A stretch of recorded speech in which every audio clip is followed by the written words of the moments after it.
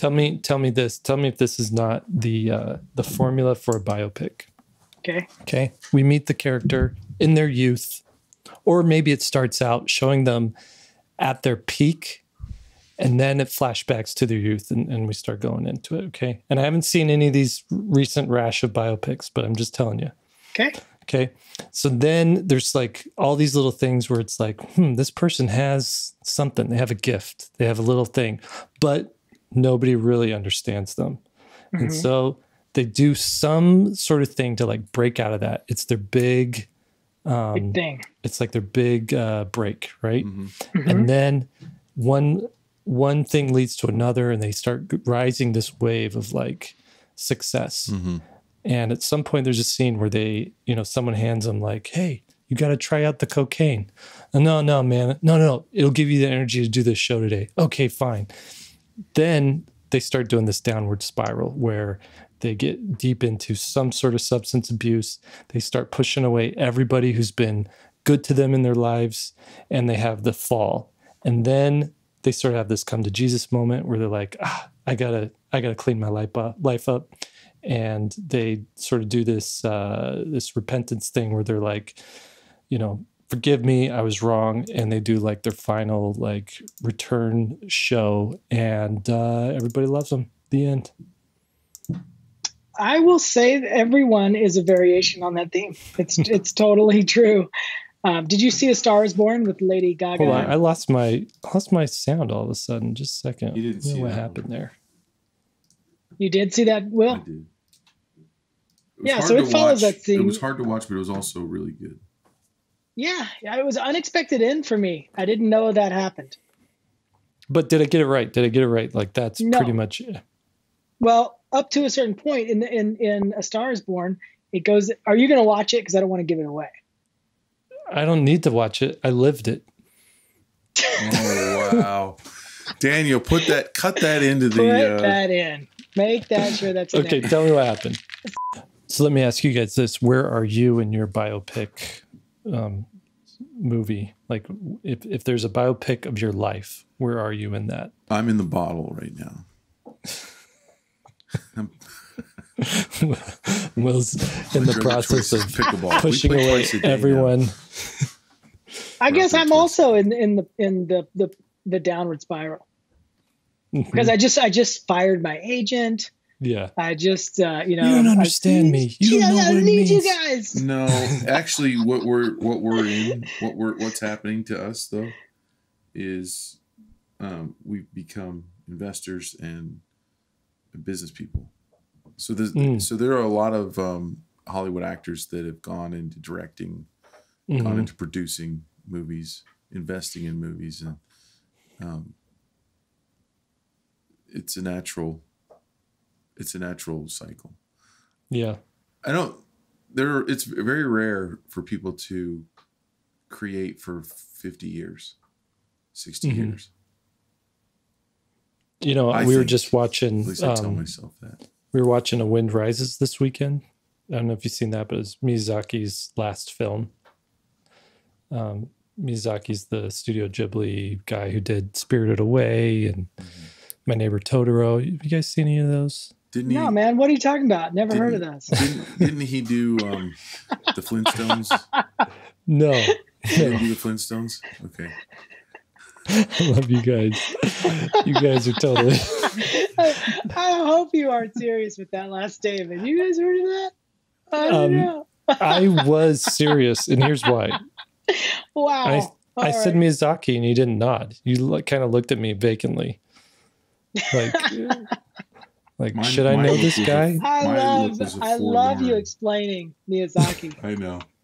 We know Totoro. So he's the Japanese Walt Disney. I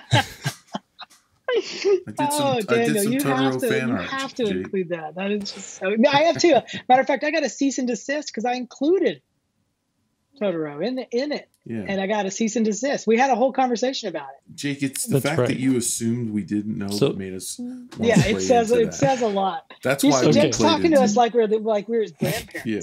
I forget. You guys are getting so old. I feel like I'm at the old folks home every time. Like I'm doing a service here.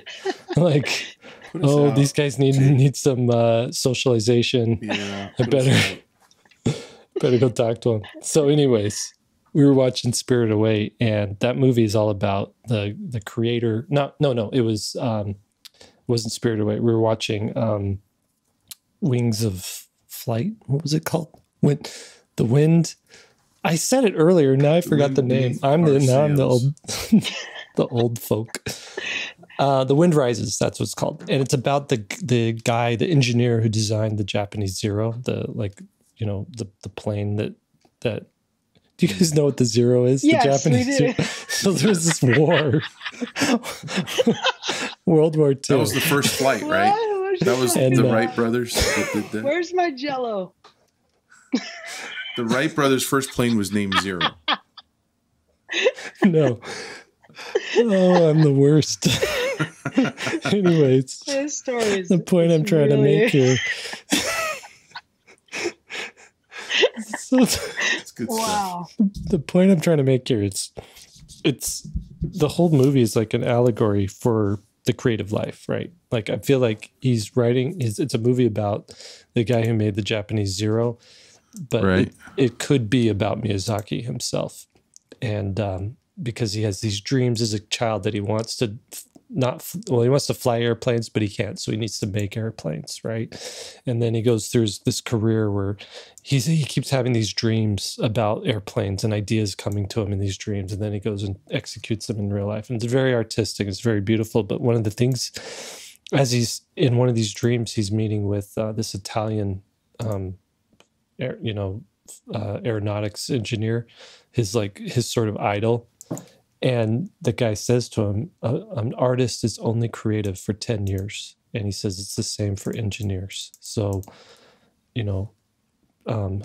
so essentially it was like a caution, like you have 10 years to come up with some cool ideas and then a lifetime to execute them. And Miyazaki has said that too. And if you look at his work, every one of his films he's created goes back to some sort of idea or sketches or something that he developed like in his 30s, and it wasn't until his 40s when he started making animated films, and he's been making them into his 70s now or 80s. And they're all like these reflections of ideas that he had early on. So that had something to do with what you guys were talking about before. Anyways, let's start the podcast. No, wait, let's touch on that for a second though. But do you believe that? I think it holds some truth. Like, well, here's what I think. I think the stuff you create in your 20s has like an unhinged energy that it's very rare to tap into in your 40s and 50s, right? We get more predictable, we get more safe, we get more methodical, and we stop seeing, we stop having epiphanies really in our and so do you think the exception to those rules are what makes the lifelong genius? Like I'm thinking just off the top of my head, like Leonardo da Vinci and Michelangelo and then Picasso, those kind of people who really do, not only do they create their whole lives, but they change. Mm-hmm. Well, I think a contemporary person would be like Mike Mignola, comic artist. Yeah. He created a thing called Hellboy.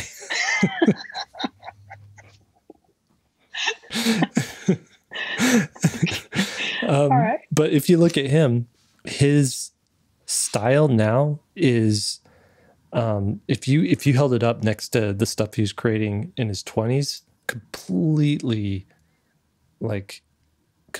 different. It still has like his deep dark blacks into it, but it's so polished and stylized compared to what he was doing before. Before it looked like he was drawing comic pages, and now it looks like he's like sculpting and sculpting with ink essentially. And so yeah, but I don't think he could come up with Hellboy today. I think that's something he had to come up with in his 30s. Oh, there's a good quote that reminds me of with this, and that is, if you're doing the same thing at 60 that you were at 20, then you wasted 40 years. Which is interesting. I think it's true. Yeah, I got to think about that. Dang, because 60's coming up for me in 16 years. Even less for Will. That's like tomorrow for Will. I know. All right. That's some good banter. We should include all that stuff. It's an interesting topic for the developmental changes and interests over a lifetime. I mean, we've talked about it in terms of a success arc, but we haven't talked about it in terms of the work you like making and where the work comes from. Right. Interesting. Yeah. And I should say too, like, it's okay to change your mind too. What gives you energy and excites you as a 33-year-old isn't the same thing maybe that was like getting you going as a 23-year-old, and it might not be the thing that gets you excited as a 53-year-old, you know, like like there's it's okay to evolve. There's a theme that runs through it. Like one of my projects I did at Art Center, which I really enjoyed, was I illustrated, I had this printmaking class and I had to come up with just a self-driven, every project at Art Center is self-driven. But it had to be, it's printmaking. So each image takes a long time to make. So I had to come up with a series of images that isn't too many images. I couldn't make a children's book or something like that. Right. So I had to come up with something. And I ended up illustrating the 7 Deadly Sins, which feels exactly like doing this tarot deck. It was the exact same problem with the 7 Deadly Sins, sloth and jealousy and all that kind of stuff. So themes. Did you know the SpongeBob characters are all based on the 7 Deadly Sins? No, really? Yeah. Really? Yep. No. Look it up. Which one is SpongeBob? SpongeBob's Lust. What about Squidward?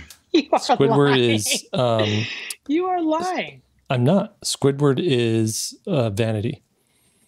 Oh. Mr. Krabs is Greed.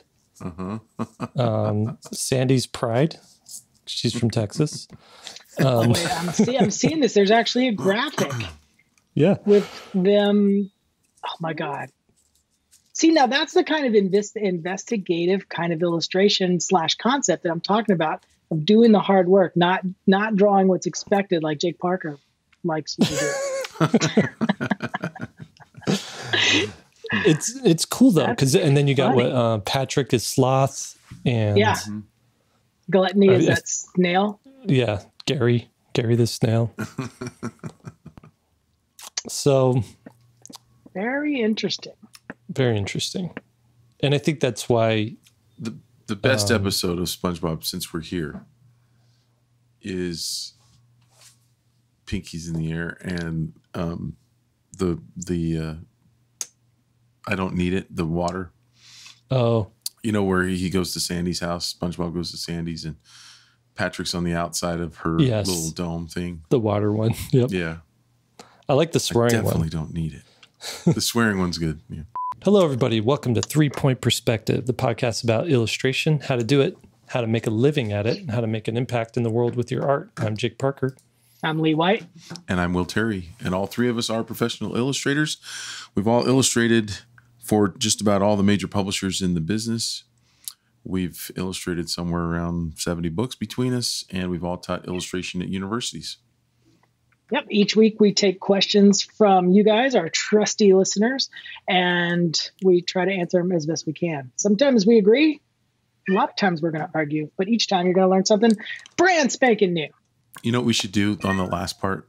You should go, sometimes we agree, and I go, sometimes we disagree, and then Jake should go, but each time. Yeah, that's good. Let's switch it up. Maybe that's what we do next time. Let's practice it one time right now. Why don't we all in sync do the last line? That's what I'm saying. Each time. Oh, okay. Go ahead. Okay, here we go. So, go for it, Lee. You started. What am I saying? We take questions from you guys, our trusty listeners. Oh wait, okay. Each week we take questions from you guys, our trusty listeners. Sometimes we agree. Sometimes we disagree. But every time you learn something new. Let's not do this, okay? Yeah. So I thought we were going to do it in. I thought we were going to do it in unison. But each time you're going to learn something. Learn something new. Oh. Brand spanking new. I missed the memo on that part. Okay, so question number one. All right, let's go. This comes from Corey titled Picture Book Pitch. Should I just wait a second? let it Wait go? a second. Wait a second. I got to cut this podcast off What? and let our listeners know that the SpongeBob SquarePants characters are based on the 7 deadly sins. We were talking about where concepts come from. It's just so mind-blowing, and it's such an interesting little kind of tidbit in my day that we have to and that's not general knowledge. We're talking about where do concepts come from and how do you get past a top card concept, a cliche concept. And so we were debating all these kind of techniques, whatever. And then Jake told us that SpongeBob is the 7 deadly sins. You guys got to Google that if you haven't seen it before, because it's so interesting that like SpongeBob is based on the lust, deadly sin, and Patrick is sloth. And my mind is kind of blown right now. I'm looking at the graphic and I'm thinking, that is how you come up with something interesting, is you marry 2 unconventional things and all of a sudden you get, you go somewhere different. So that's our teaching moment of the moment. You're really excited about this, Lee. I am, because concepts are hard. Concepts are hard. And we get too many submissions that are cliche. I had this cool idea too. I don't know if I'm actually going to use it, but I've been sort of sitting with this character for the last 10 years. It seems like Skull Chaser. He's like a dead spaceman. And my idea was that he went through this experience where his body was essentially like dematerialized, and he came back to life as a skeleton, essentially. But my idea is that usually you see this in characters. There's a set of characters where it's a group of 3, and one character symbolizes like the mind, and one character symbolizes the heart, and one character symbolizes the gut. And so the mind is like the intellectual, and they're always like, wait, is this the thing we should be doing, or should we be doing this? You know, my calculations say, you know, maybe we should follow this path. It's the most logical. And then the heart person is like, I believe in myself and I believe in us and we could do anything, and let's follow our passion and go, you know, conquer this thing. And then the gut is like, does whatever serves themselves. Like, you guys go do your thing. I'm going to go over here and just like satisfy myself with, you know, this big bowl of chili or whatever. Right. And so you look at like Princess Leia, Luke Skywalker, and Han Solo, and Princess Leia is like the logic, where she's like, there's an empire and it needs to be brought down, and I'm going to start a rebellion, and we're going to figure out how to do this.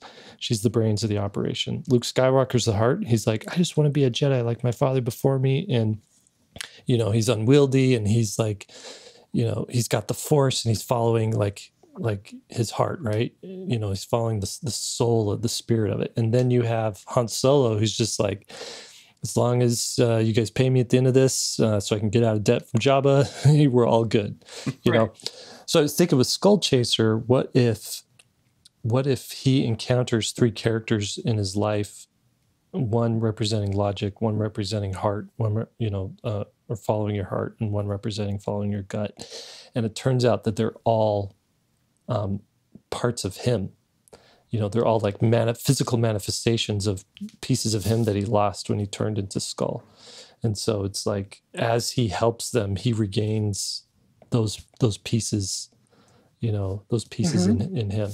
I should say the most obvious example of this is Wizard of Oz. That's exactly where I was getting ready to say. But everything gets recycled. Yeah, you've heard of Wizard of Oz, right? I have not heard. What is this? Let me tell you 2 things that I think are true about you and Skull Chaser, Jake. Okay, is this going to be a roast? Psychoanalysis. No, time, this is here to help you. I'm here to help you. I'm not okay, good. I need help. I need all the help I can get. 2 things. One, let's hear it. I think all of your fans know that are waiting for you to release a Kickstarter with Skull Chaser in a comic, and so the truth is, it would do phenomenally well. The second thing is, the reason you haven't done it yet is because you're afraid that you only get one chance to do it, and if you screw it up, it's done. You have nailed that so squarely on the head. Because really I have seen like the pins, I've seen the drawings, I've seen squarely like how on much the you love it. I've seen the comments that you get. Mm-hmm. And I've seen people begging for it. And I'm like, he's not cruel. He's not keeping it from his fans because he's cruel. Is he chasing another reason? Is he chasing a skull? Why is he Skull Chaser? But he's a skull. What's that about?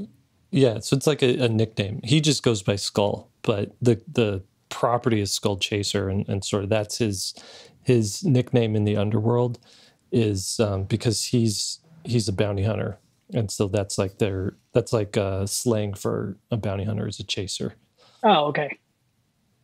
That's the way. This is the way. I just made that up.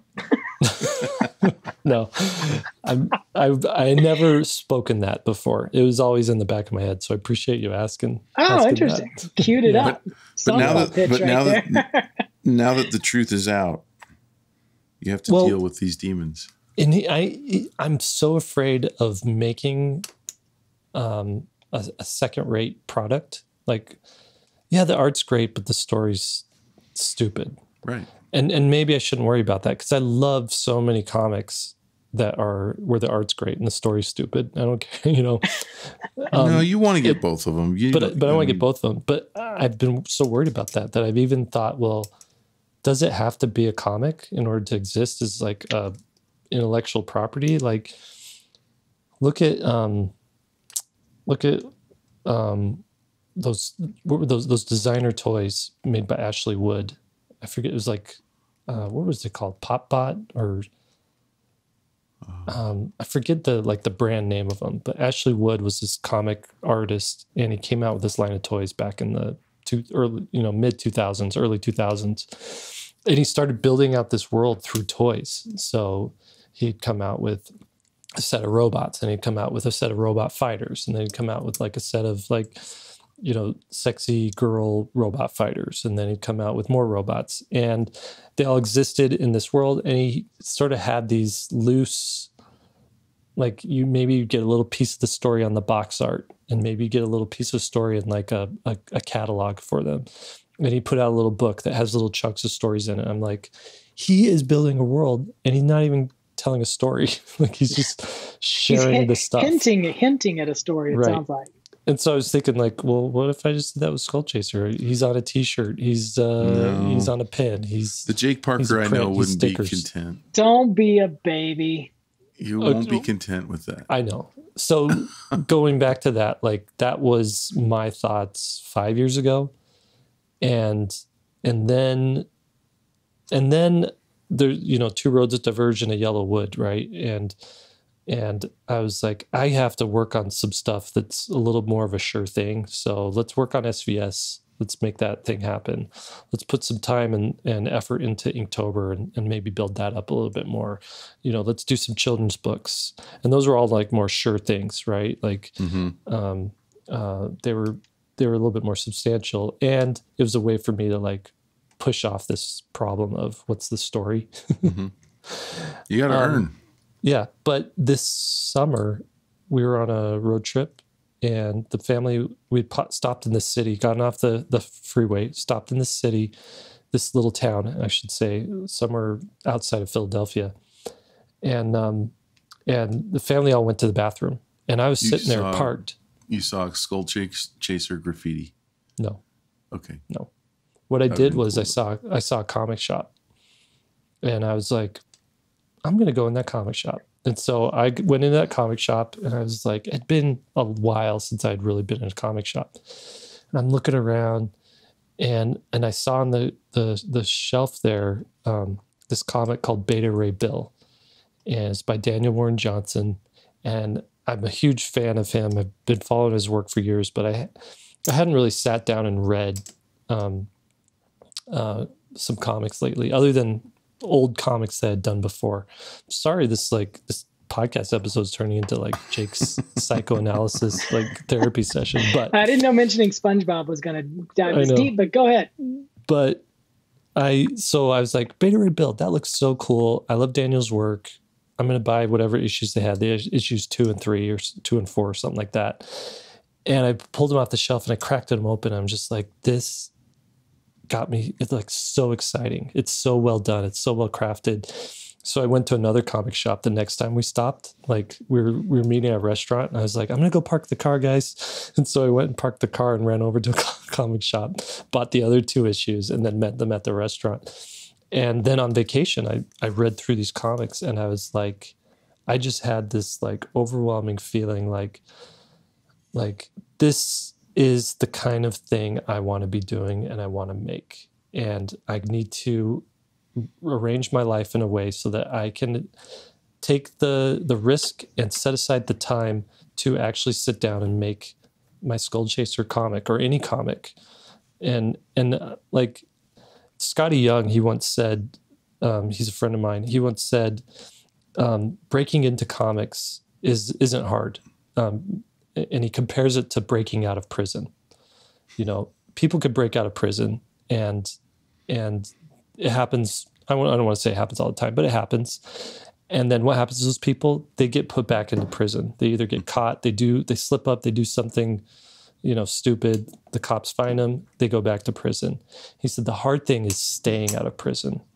And so if you look at like this life that you're living in, which is where you feel trapped and where you feel like you're not being able to do the thing you want to do as a prison, trying to figure out a way to break out is very important and a very good use of your time.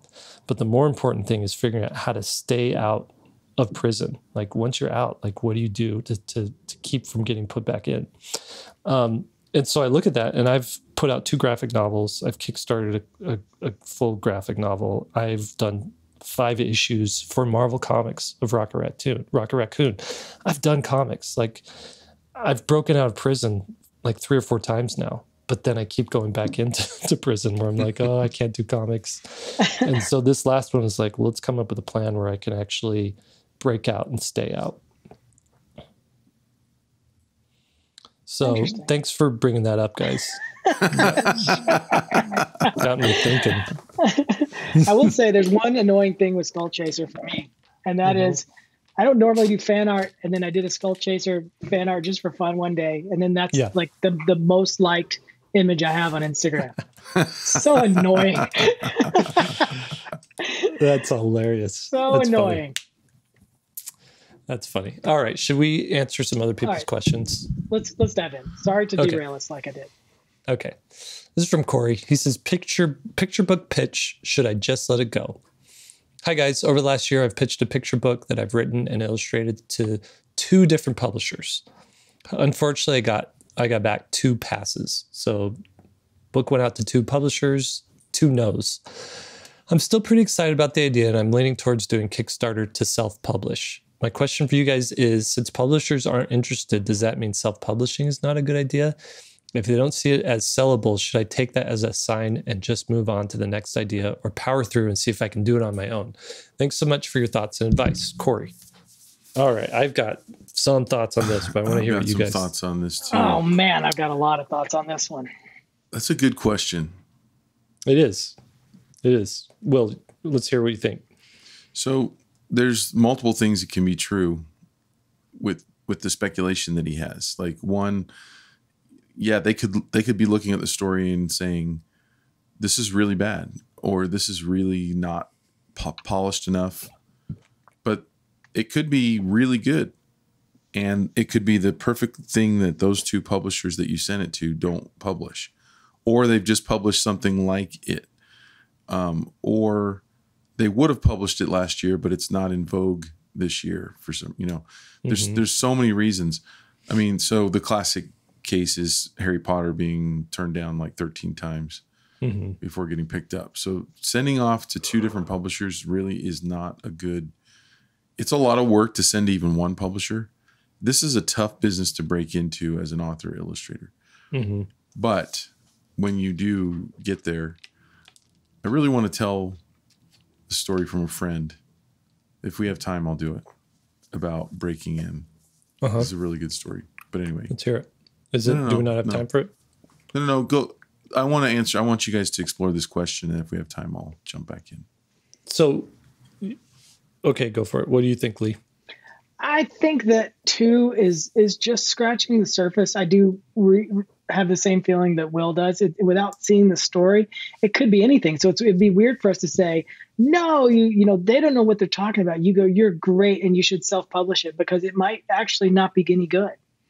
And so, there's that side of it. But I definitely wouldn't use a commercial publisher as a gauge for quality necessarily. I would say by nature, publishing is a hard business anyway. I'm not talking about from our perspective. I'm talking about from the publisher's perspective. They got all these costs, storing all these books, getting them all to the different bookstores, making a profit, paying all these people. So they sort of have to go with a known entity. It's rare that they go out on a limb. And so if the work is overly creative or doesn't really fit into like Will said, what's popular right now, it could be passed over and it could be fantastic. And it's a numbers game. I mean, like Will said about Harry Potter, I think Edgar Allan Poe and also Emily Dickinson ended up self-publishing their first. I don't know if it's both of those. I know it's one of them, but ended up self-publishing because no one wanted the work. Yeah. And then they stood the test of time. And so I just wouldn't use a no as a gauge. I mean, if 100 publishers have turned you down. Yeah, that's the thing you need. And even then, the work might be great, but it might not be suitable for publishing. See, publishing today, mass market or the big publishers, there's a lot of subjects that they're not interested in right now. So that could be a thing. Yeah. Here's my thing. Picture books don't do well on Kickstarter. So that's the other thing. Why not? Let's analyze that. Your average Kickstarter is backed by like a 25 to 35-year-old white male. I want to say it's something very niche like that. And so what does well in there? Tech stuff, and I should say like single dudes, right? So tech stuff, board games, comics, comics do pretty well on there. And then so I want to say like that's like the and this is me just shooting from the hip here. I don't have data in front of me, but I've read some things and looked at some things, and then it sort of branches out from there. But you look at children's book Kickstarters, and the audience that would buy those just isn't buying stuff on Kickstarter. So if you're going to self-publish, you might want to go to Amazon and do it that way. Do maybe a print on demand thing. If you do Kickstarter, the one catch, the one thing, the outliers, I guess, that are successful are those who have a built-in audience who already loves that person's work. So like, I want to say like if the Oatmeal who did Exploding Kittens came out with a children's book, it would do phenomenally well, Right. See, I think the way to do well with a children's book on Kickstarter is to develop an audience by giving away free short stories or writing some stories, illustrating them for children, putting them online for free, page at a time or something on your Instagram, getting a following of basically people that buy books for kids, mothers. You have to somehow get that following to then take to Kickstarter. And then, essentially use Kickstarter for what that name actually is, to kick start something, not to kick finish something. Yeah. And so then you have a pile of, 2,000 books in your garage and figuring out a way to go sell those. So I keep, I brought up in, I forget which episode, it was Tim Boyle who did Great White Zeke, which is a story about, it's kind of like Tarzan, but with sharks. So his baby's raised by great white sharks. And so that right there is like really easy to pitch. If you like sharks, and everybody loves sharks on some level, there's enough love for sharks to have Shark Week, and enough love for sharks to have National Geographic do their version of Shark Week. They can't call it Shark Week, so they call it Sharks Week or something like that. I don't know. Clever. But he sort of has this built-in, like, people love sharks. And the way Tim marketed that was he joined Facebook groups for sharks. and he started like posting his artwork on there, his shark artwork, and it always got a bunch of likes because, you know, posting artwork on a Facebook group which doesn't get a lot of artwork is you know, going to grab some attention. And then he launched a Kickstarter and he got 200 plus people to back it, and it was enough money to get, you know, a bunch of books printed. And you know, and then he has these books that he can go sell at mom and pop bookstores or like aquarium bookstores or museum bookstores or things like that. So that's one way to do it. If your children's book is like, or your picture book is like, you know, something very general, like, you know, I want to say, you know, puppy's bad day or something like that, you know, or Timmy's bike got a flat, and, you know, just something that you would kind of expect in a children's book. I don't think it'll do well on Kickstarter, but if it has a very unique sort of edgy angle if it was a go the F to sleep book or something like that. Yeah. Or All My Friends Are Dead about dinosaurs, or, you know, a baby raised by sharks, you know, like, then I think Kickstarter could be the thing. And we've talked about this before too. If you are serving a community that isn't getting served by the major publishers, you could have a chance to be successful. The nightmare book. Yeah. The before bedtime nightmare book. Yeah. You know. There's no wake up books. Maybe, you know, there's bedtime books, but there's no like wake up books. Right. So there's that. Yeah. All right.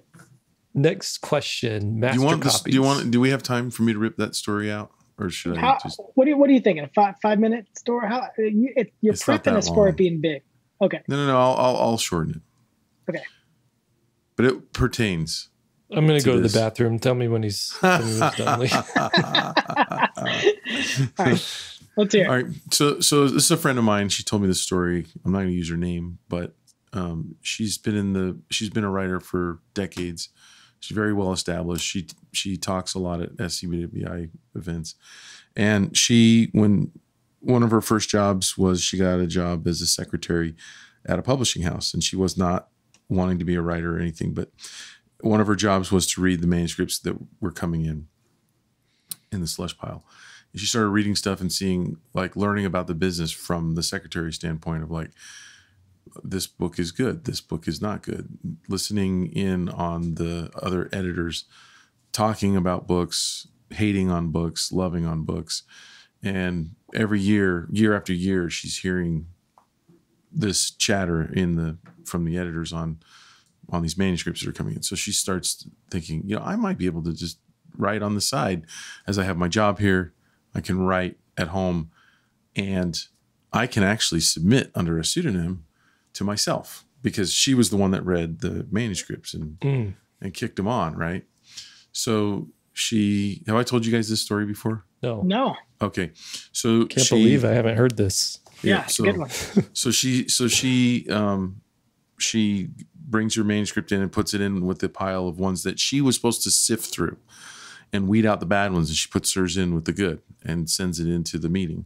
And the editors are in there, and they were laughing at her manuscript. And she was trying to fight back tears, you know, because it was harsh what she was hearing. And she thought it was going to be easy to write, and it wasn't.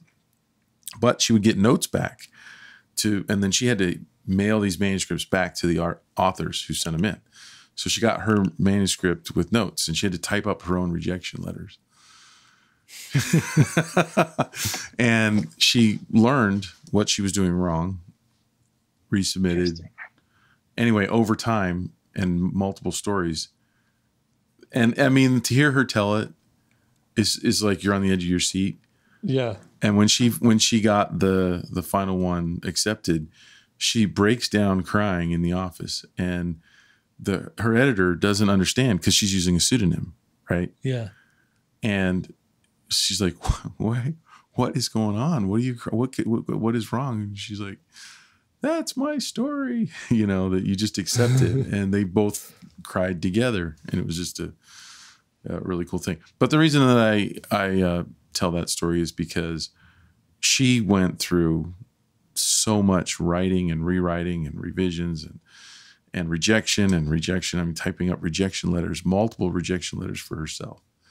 That, I mean, it's a long process, but when you get there and you get something that's sellable, the cream rises to the top eventually. But you have to be writing a lot. Yeah. And submitting a lot. Yeah. Good story, Will. Good story. Okay, next question. Master copies from Mark. First and foremost, I enjoy your podcast and I love to listen to you guys discuss art and illustration. Thank you. In one or more of the podcasts, Lee mentioned that when he makes a master copy, he uses a guideline to analyze his work and the work that he's copying. Can you tell me what that is? I'm interested to know because I enjoy doing master copies and learning from them. So, Lee, what's your little trick there for master copies? I don't have the sheet in front of me that I made, but I just kind of list out what the concept is and see if it's some kind of theme that I can learn from. And so each time I do a master copy, it's not just doing the master copy. It's more like a hypothesis, I guess, that I start to form by looking at somebody's work. So first off, I think about what the concept is, what the theme is, but then I go through all the art elements. How are they using composition? And then how does that enhance the theme? And I'll answer that question. I mean, really specific questions of how are they using value? How are they controlling edges? And where are those edges? Are they soft edges? Are they hard edges? How are they bringing, Will Terry's been talking a lot about how to drive attention to a focal point. How are these artists achieving a focal point and what devices are they using for that? And so I make this I'll have the image on the center of a piece of paper. Typically I'll scan it into InDesign. Then I have all these things like value, and then I'll have arrows going everywhere. Maybe I'll provide one if you go to our show notes. I can show you what one of these looks like. I did one for Bart Forbes. I think that's pretty elaborate. He's a great illustrator, and I'm really trying to learn from it. So I'll make this document, and this document isn't really that important as the next document that I look at from that artist. I typically look at 2 or 3 different pieces of work, and then I test that first one against the second one. Okay, is the theme consistent? Is the way they're using edges consistent? Is how they're driving the focal point consistent? Many times it is. Sometimes it's not, though, and then you have to reform your hypothesis. And then when I'm all done with that, I do, a master copy, a new work in their style, and I see what part of their style I want to incorporate into what I'm doing. And many times it's just one little thing, like, out of this whole person's work, I was really just attracted to the line quality. And that's it. Or how they're using value, or, some thematic thing, or, whatever. And so it's really specific. It's not just like, oh, my picture looks like that one. Interesting. Yeah. That's cool. The past, I want to say 15 years, I've been doing, if I do a master study, it's more it's more like, how do I do something in that person's style, my own creation in that style, right? So it's less trying to make an exact copy of that, and more like maybe even like combining 2 people into one. So It's like, how would Mobius and Dr. Seuss work together to make something, the weird shape language of Dr. Seuss with the line style of Mobius. So that's a great way to do it. Yeah, I should add that I mean, it's a great little disclaimer you're adding right there, is that you don't want to do master copies and just stick with one person. And my little analogy I tell my students is, think of your style evolving as you walking through a forest where there's all kinds of different flowers, and you're picking the flowers that you're attracted to. And at the end of this journey, my bouquet of flowers is going to be different than your bouquet of flowers. And so that's sort of how I view master copies. Like, you're picking this and that and this and that. And if you just have one thing of flowers, you're just too much of that. You're just going to be an imitation of that. But as you get these little things, I like the line quality here, I love the contrast here, I love the themes over here, and the costume design over here. And all of a sudden you end up with this really beautiful and very, very specific and individual style. That's cool. Cool. All right. Next question. How to sell your art without social media? This person didn't want us to use their name. So, hey guys, I don't know. if I don't want to go the Instagram, Twitter route, and also don't want to get a job in the industry, my country doesn't have many good options, but I want to start my own business of selling art someday, is there any way to do it without banking on posting your art online on social media? I feel like these platforms are filled with thousands of artists, and ultimately it comes down to how much you interact with your followers and how you engage with them. In case somebody is an introvert and isn't too comfortable interacting with followers without passing off as rude, is there any way to still achieve traction? Also, I just want to say that your podcast is amazing and you guys are hilarious and so insightful. Thank you for all that you do. So yeah, what do you think? Lee, you don't have much of a social media following. Well, I sort of had a follow-up question to his question. I can't answer because I'm terrible at social media. My follow-up question is, what happens to a lot of our audience is children's book specific and graphic novels. And these are big projects. For me right now, I'm doing a big project. It's going to take the next couple of months. I don't have daily or sometimes even weekly stuff to share because it's all such in the thumbnails and loose sketch stage. And I just don't have anything to post. And so I feel the urge to, like, I should be posting something, but I'm working my way through all these sketches. So my social media is like post lagging. The sketches. Why can't you post sketches? Dude, they're so rough at this. I mean, they're not even the rough sketch. They're really just thumbnails and notes, and like they don't even. It's gibberish at this point. But I understand it's almost a shorthand for what I'm going to be doing. I feel your pain, Lee. It's not Jake at doesn't that cool get it. stage. It's not Jake at the cool draws, stage. Everything Jake draws is like beautiful line quality. How do you do bad drawings, Lee? I don't call them drawings even yet. I call them thinkings because they really are. There's like an arrow saying, "Oh, there's a group of people back here," or like a circle saying, "Oh, that's a car." It's not even a thing yet. Yeah. The next stage will be the cool stage where I'm actually drawing, and then I could share that. But I don't know, man. I got this long phase, probably another 3 weeks in this phase of no posting, and it's taken all my time. I can't say, well, I'm just not going to do this project so I can make something for social media. Yeah. Well, so go ahead, Lee. I mean, well, whoever you are. I think there's a direct correlation to the quality of your art and the need for social media. If you're putting out art at the quality of James Jean, you can afford to not list an email or any way to contact him on your website. Everything goes through the rep, through the agent. And so maybe the way to do it, if you're an introvert, you don't want to engage with anyone, you don't want to participate in any of that. And there's nothing wrong with the desire of not wanting to engage in social media, I don't think. But if you want that, you're going to need someone to sell your work for you. You're going to need a gallery or some way of getting your work out into the public where they can see it and start following it and start following you. I just think there's a direct correlation to the quality of the art that you have to make. It has to be that much better because you're cutting off a huge opportunity by not using social media. Anyway, they bring up a good point, and that is there's so many artists on Instagram and Twitter and all these platforms. How do you even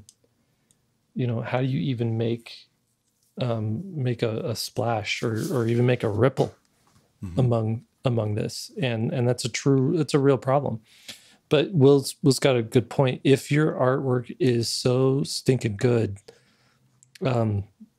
it can sort of speak for itself, or other people can speak for it and share it around. I should say though that like it doesn't hurt you can just have an Instagram account and just post stuff because you want to have somebody be able to share your artwork or post it on Twitter. You don't have to engage with people. You can just post and leave it there. Because if you're just posting on a website or something not on social media, it's hard for people to pull those images and bring them in to where they need to be, to be shared. So I would say like either you get in good with a gallery or a publisher or something like that who who does have the bandwidth and the leverage to like share your stuff, or you have to put your artwork up somewhere, you know. Or if, I mean, the other thing is you could just have an offline business, and maybe you sell your artwork. You know, you find a bookstore or a coffee shop or something like that, someplace where people are going to be, and you sell your work there and kind of grow it organically out of that. And maybe do shows, you know, art fairs and conventions and things like that, because you're going to have eyeballs walking past your work in a very specific way. And should you do that, regardless of any of these things, you need to grow your email list, because when you do set up an online shop or you do have a gallery showing or anything, you're going to want to be able to contact people and just tell them, here's where my artwork's at, here's how it's available. And I could say you will do you'll do 10 times better with 1,000 emails than you will with 1,000 followers on Instagram easily, you know. I want to add a point here on this one. I'm going to call him out. Since he didn't leave a name, I can call him out. There's an irony here in this email. The dad talk. This is the dad talk. There's an irony here that I don't think that they see, and that they say, I don't want to be on social media. It's filled with too many artists, and there's so much. How do you make a difference? Well, guess what? But then in the next sentence, he says, I want to start my own business. Well, being a business as an artist is the exact same thing. There's so many artists in business. How could you possibly make a splash if you start an art business? It's the exact same argument. He's saying one of them's okay, and the other one, he doesn't want to go up against that much competition, but he's already against that much competition when you just say, I'm an artist and I'm in business. I think what they're really saying more than anything else is they don't want to interact. Engage, I understand that, but they don't want that job. Right. But I think Will's point, I think Will said it, is correct, in that it has to be a part of your planning, and how much you want to interact with it is totally up to you. But to say I don't want to use it because I don't like social media is cutting off the biggest access point that people have to your business. If you say you're going to be in business, that's part of it in this world that we live in. And in addition to collecting emails and doing all the stuff that Jake just said to you. Here's a question. Like, what if I could turn on your social media account, your Instagram account, and immediately give you 50,000 followers, like right away, just out of the gate? These are all people handpicked to like your stuff. You know, the algorithm just sets you up so that you click on your social media, you turn it on, you set up the account, and boom, 50,000. Would you want to do social media then? Or still does that like, no, I don't want to have to interact with all those people or post my artwork for all those people, you know? And if I could guarantee that your artwork could be seen by, you know, every day, 10,000 people, would you want that or say no to that? And so it sounds like, I don't know any artist who would say no to that, but that kind of stuff comes with a lot of work. And unfortunately, in this day and age, I think an aspect of your job as a creator is to be like a little bit, maybe this isn't any different. You have to hustle a little bit. You gotta like, you know, share your stuff and show it around and network. It could be, I mean, there's more than one way to do it. Like, like it could be that, that you make some quality stuff and you just submit it to a publisher and you start getting like book cover deals, right? And so your work is consistently being shown on book covers, you know, every month for different, you know, for different books. Well, now you're getting the same benefits of social media, except it's through the publisher, right? But in order to get there, you're looking at like a 5-year ramp up, I think, in order to get that kind of solid, solid work. Brett Helquist kind of had that career. He doesn't ever done social media. Yeah. You know, he's the guy that illustrated the covers and the interior art for a series of Unfortunate Events. But is he still working? Yeah. He does children's books. That what happened is that series was so big and so popular, and he knocked it out of the park on that.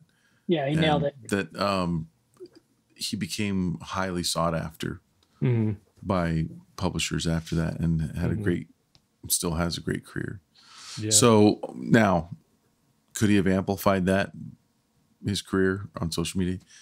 Yeah, but I know there was a time where he was literally 3 years booked with assignments. And when you're looking at 3 years of work, you can't really come up for air for 3 years. You're not really concerned about finding more work. Right. And you're not really going to be concerned about using social media to find more work that you can't possibly do right now. Right. Yeah.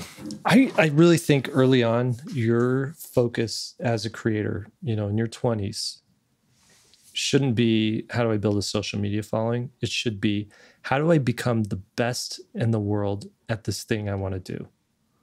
And like that should consume you. Mm-hmm.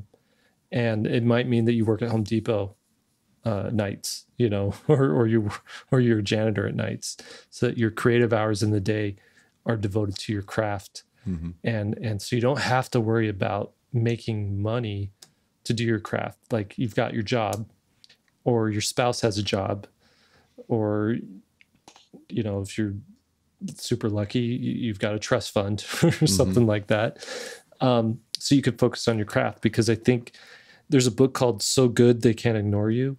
And it's by Cal Newport. And the whole gist of that is focusing on certain skills that set you apart from very high quality skills that make you desirable by someone, either a fan base who wants to hire you or who wants to buy your work, or someone in a position to hire you.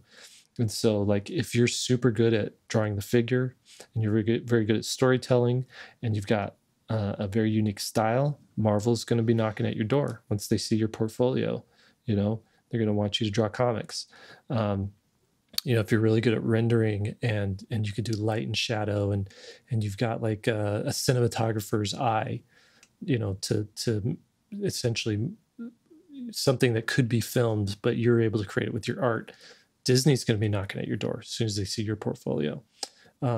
So all that focus, and you just have to show it to one or two of the right people if that's the route you want to go. Now, if you want to build a fan base, then there's going to and have this like self employed sort of aspect to it, where you're just working, selling stuff to fans.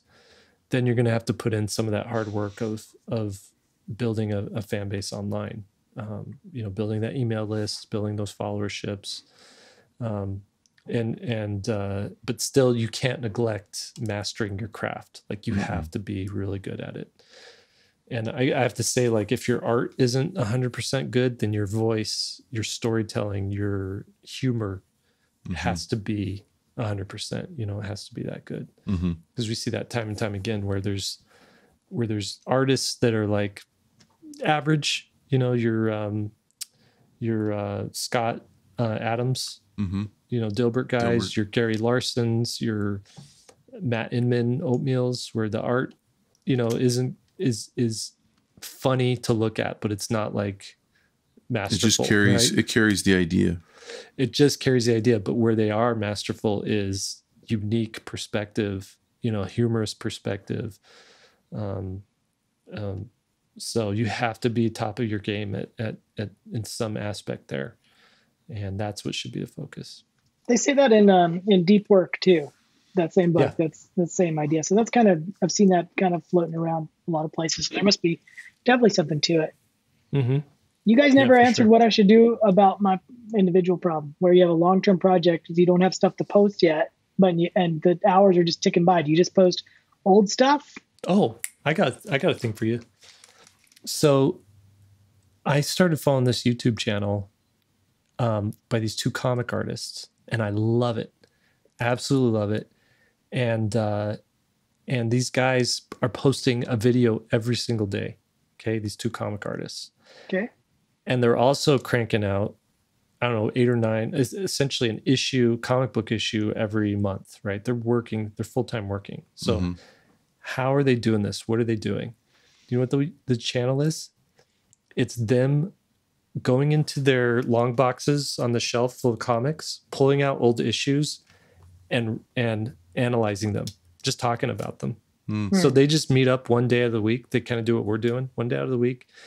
And they're like, let's read X-Men number 287 first, the first time Jim Lee drew X-Men. And they're just talking about it. And they're like, look at this beautiful panel here. Look at how bad this storytelling is, or look how good this thing is. And, or they're reading old Wizard comics and just talking about it. And that doesn't, they don't ever show what they're working on. They just show what they finished. And at the beginning of every episode, it's, here's this book I finished last year, but here's why you should pick it up right now.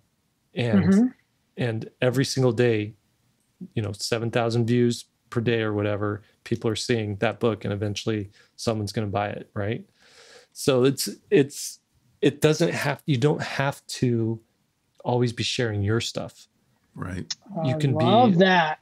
There's a channel I follow called Mr. Ballin, and he tells macabre stories that are true stories. Just stuff in the news. He just learns the story really well and just tells it, because as you're working, you want to listen to a weird story. 4 million subscribers.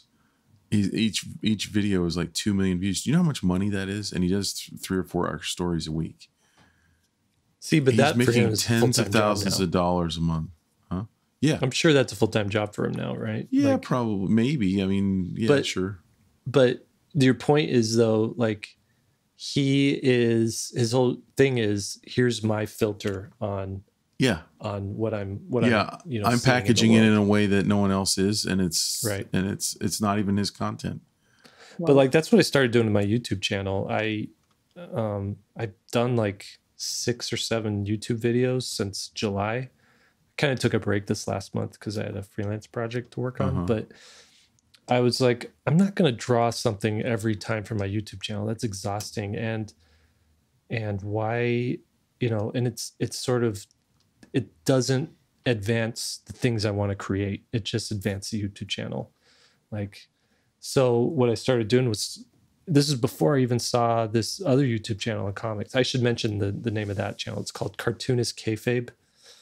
So go check that out. If you're into 90s comic, they mostly review like 90s comics. It's nostalgic. So they're tapping into like the 40 somethings who collected comics when they were teenagers. But these last few videos were like, here's my Calvin and Hobbes comic collection. Let's flip through it. Here's why I like Calvin and Hobbes. And here's this, I forget what, it's just stuff like me sharing stuff that I'm into. And, these videos don't take a whole lot to do. And it still is, it keeps people in their mind that I exist. Right. So, and then the other thing is the email list, man, put out a weekly email that just is like, my weekly email is, my newsletter is, here's 5 things that I saw this week that were cool that I thought I'd share. And so it's like, here's a cool building on an architectural webpage I found. I really like the design of this building. Here's an amazing concept car from the 1960s. Here's this cool comic artist I found on Twitter, and check out their art. Oh, and here's this thing I drew this week. And that's all it is. And usually the 5th thing is an inspirational message. So it's a quote. It's, this next week, I'll probably share that quote of the one I was talking about, holding on to something so tight that you can't give or receive, that thing that I referred to earlier. So it doesn't have to be you sharing your stuff all the time. It just is you curating everything that you're experiencing. So I love that. I think a lot of people are going to get a lot out of that, because there's a it kind of goes back to that same question he just asked. There's a pressure to keep feeding the beast, keep posting all these images. Pretty soon you got to make work. Mm-hmm. So it's a catch-22, especially when you're doing a long project. So I love that answer. I'm actually going to start doing that today. I think that's really good. Yeah, like if you're, I mean, look at William Joyce too. Look at his Instagram account. He does this all the time where he's like, here's 10 images of like 1930s dudes in tuxedos. And he's like, I was just doing reference search today. Here's why I love dudes in tuxedos, you know? and then he'll have like an old sketch that he did of a dude in a tuxedo that he drew a month ago or whatever. So yeah, do that. That's really good. That's really good. All right. Should take us out? No, I have one more issue. Okay. One more issue I want to run by you guys. We talk about that. Even before we were actually podcasting today, we're talking about different stages of our careers and things we would do when we're starting out, things we do now. And I have a new thing happening right now that I haven't had in my career. I just wanted to bring it up to you guys, see if you've had it happen yet. I turned down a project that now obviously the publishers and clients give the project to somebody else once you turn something down, and the project is actually becoming successful. And I have this weird mix of, I often read about actors when they turn down, like, oh, I could have been the lead in the new Star Wars, but I turned it down. Yeah. Or Dan whatever. Selleck could have been Indiana Jones, right? Right. Tom Selleck. And change their whole career. So there's a little bit of that going, oh man, did I turn down the right thing? It's just an interesting thing to watch it come out and then be on the New York Times bestseller, or not bestseller list, but the best upcoming picture book list or that kind of thing. So it's just like have you guys done that before? Have you seen one of the projects that you turned down come out? Oh, I have. Yeah. We talked about that with Karen Kendall. Yeah. Oh, you did? I was supposed to I got offered Fart Quest, and he ended up taking the job, and he's on book 4 now, and it's like, a beloved book by. Do you wish you everywhere. took it now, or do you think it ended up in the right hands? It ended up in the right hands. He's the right. He's fit owning for that it. one. Yeah. Yeah. I'm happy for him. What were you gonna say, Will?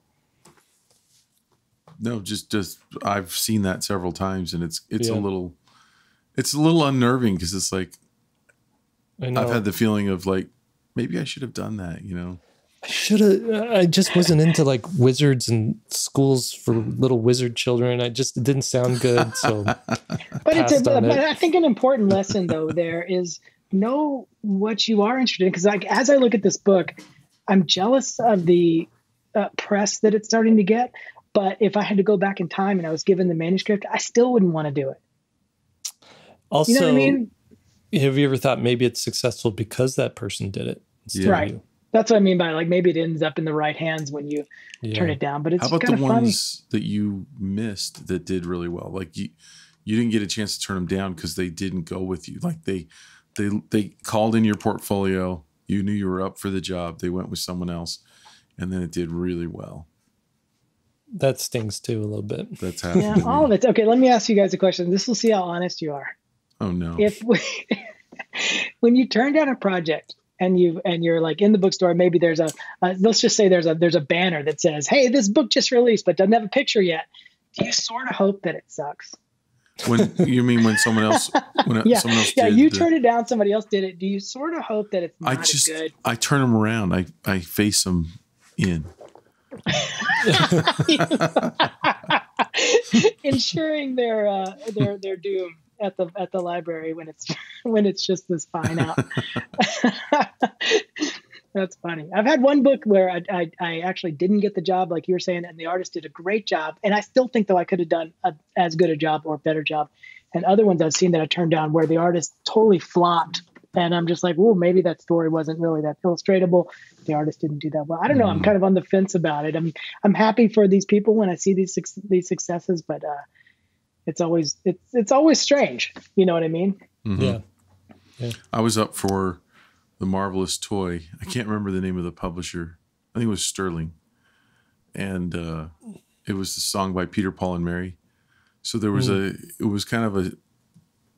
knew that I wanted to get that job because my parents would finally go, wow, you're really someone, you know.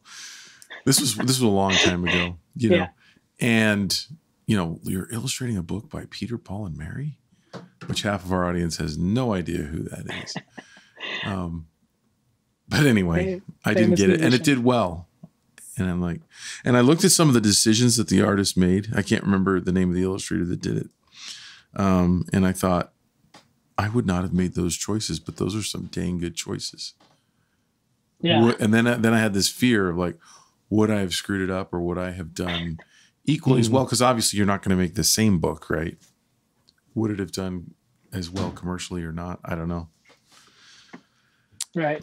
All right, let's finish this out. Wrap it up. All right, everybody. Thank you for joining us. 3-Point Perspective is made possible by SVSLearn.com, where becoming a great illustrator starts. Your hosts have been today Lee White, Will Terry, and Jake Parker. Will Terry's work can be found online at willterryart.com, and you can follow him at it's willterry.com. You can follow him at willterryart on Instagram. And then for Lee White, you can find his work online at leewhiteillustration.com. And you can also find his work on Instagram at leewhiteillo. And my work online can be found at mrjakeparker.com and also on Instagram at Jake Parker. Podcast produced by Daniel Tu. That's Daniel TU. And you can find his work at daniel2.co.